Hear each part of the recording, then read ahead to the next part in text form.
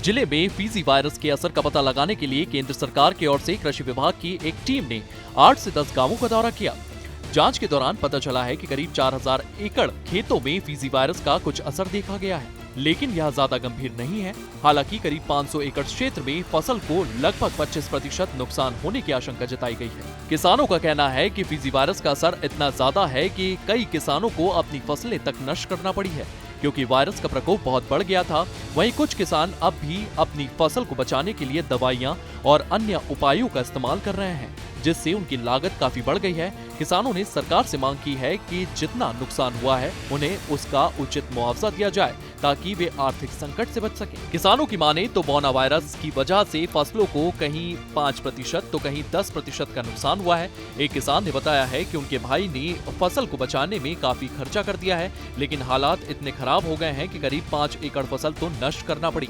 उन्होंने कहा है कि जिले के अलग अलग हिस्सों में नुकसान अलग अलग स्तर पर हुआ है, कहीं कम तो कहीं ज्यादा।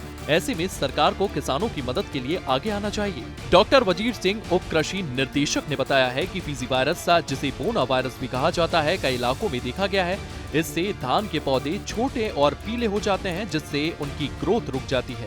केंद्र सरकार की टीम के साथ 8 से 10 गांवों में सर्वे किया गया है, जिसमें करीब 4000 एकड़ में हल्का प्रकोप मिला है। 500 एकड़ में 25% तक नुकसान की आशंका जताई गई है। खासकर 15 से 20 जून के बीच लगाई गई PR14, 1509 और PR114 किस्म में इसका असर ज्यादा देखा गया है।